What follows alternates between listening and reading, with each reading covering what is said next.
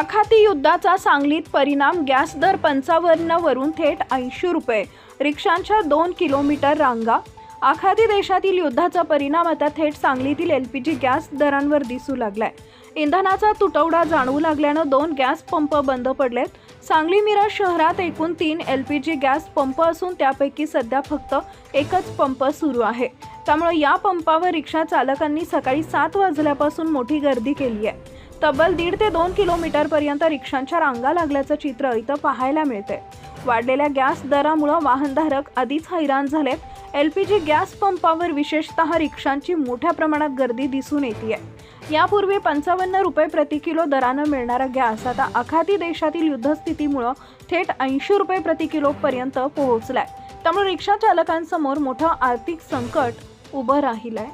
मिरजमध्ये राहतो, गॅससाठी भरायला आलं, पंपावरचं गॅस भरायला आलं रिक्षाचं आमच्या पोटाच्या निर्वाहासाठी। किती वाजता आला आहे? सकाळी 8:30-9 वाजता आम्ही आलो। 8:30-9 अजून नंबर आला? अजून नाही आला, पण सगळेजण नंबर न भरतात, आम्ही पण नंबर न भरायला लागलो। काय दर आहे आता गॅसचा? 80 रुपये लिटर, प्रति लिटर 80 रुपये। आता तुम्ही गॅसचा रेट वाढवला आहे का? म्हणजे ग्राहकांना नाही वाढवला, हाय तेवढंच द्यायला लागल्यात लोक। 55 रुपये आता 80 रुपये करायचं ते 50-55 रुपये होतं, आता 80 रुपये मजबुरीने आम्ही घ्यायला लागलाय। आमचा गुजारा चालू आहे म्हणून आम्ही घेतोय। गॅस वाढला म्हणून तुम्ही ते घ्यायला लागले पाय। सगळेजण नंबरनं भरायला लागलेत आणि नंबरनं भरून चाललेत आपापले।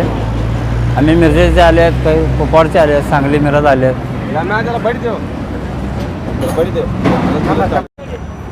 माझं नाव अमीन मुल्ला आहे।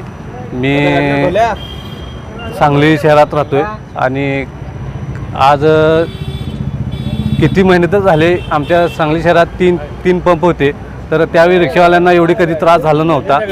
आणि आज एक पंप चालू असल्यामुळं रिक्षावाल्यांना एवढं अपाट त्रास होत आहे की काय सांगू शकत नाही। कारण की 2-2, 3-3 तास एका रिक्षावाल्याला थांबायला लागते की 2-2, 3-3 तास जर थांबत राहिलं तर तो धंदा कवा करणार आणि गॅस कवा मारणार।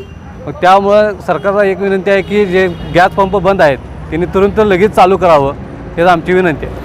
रेट ह्याच्या अगोदर 55 रुपये होतं, तर त्यावेळी आम्हाला परवडत होतं। आज तरी पण 55 80 रुपये केल्यात, तरी पण काही रिक्षावाल्यांनी काय त्याच्यावर काय ऑब्जेक्शन उचलले नाहीत, कुठल्या संघटनेने ऑब्जेक्शन उचलले नाही आहेत। त्यामुळं आम्ही भाडेकरी पण वाढवले नाहीत, जे रेट आहे त्या रेटमध्येच आम्ही भाडे घेत आहेत।